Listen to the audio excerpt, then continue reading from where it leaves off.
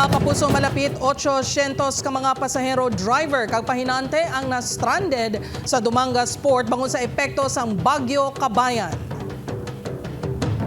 Lakip sa mga na-stranded ang pila ka delegates sa natapos ng 18th National Scout Jamboree. PCG kung Philippine Coast Guard panawagan ang paghangop gikan sa mga pasahero. Nakatutok John Sala. Magsigpangita sa lugar nga pwede mapungkuano kung mahigdaan ang ginabulubanta 300 ka mga pasahero sa sulod sang PPA Port sa banwa sang Dumangas, Iloilo.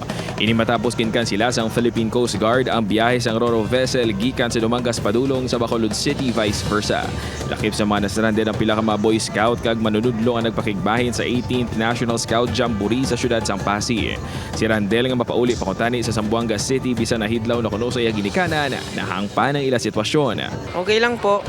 Safety first po. Alas 4 kayo na sang kaagawon sa nag-abot sa Port Sanday Ma'am Ruby. Nagkakangawa ini nga kung madugayan pa nga ma-stranded base kung kulangon man kunong ila budget. For this, at this moment, meron pa man siguro kung aabot siguro ng mga 3 araw pa siguro wala na talaga for the sources na natira. Magluwa sa sulod sang pantalan madamo man nga mga pasahero ang nagahulat sa gwa nga makabiyahe pa kadto sa isla sang Negros. Kaangay na lang kay Nanay Alicia nga mapauli pa sa Sipalay City matapos nga nagbisita sa iya pamilya sa Uton. Upod siniyang 11 pagid ka mga himata. Perwisyo gid kayo gutom na kami. Wala pa kami nga daan tulog. Kung may plano, kami tagpiso lang bayad, okay lang. Mga 12 midnight, ang mga sang kagabi, nagpakuha na si Coast Guard, nagpawala ng pagbarko. Sa datos ng PCG, malapit 800 ka mga pasahero, driver kag pahinante ang na-stranded sa Dumangas Port.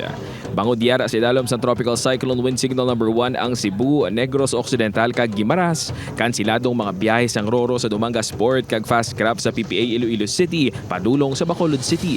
Si Nanay Mary G nagpasimpalad pa sa fast crab terminal kay Inas ang aga, apang nang luya matapos nga makitaan nga sirado ini.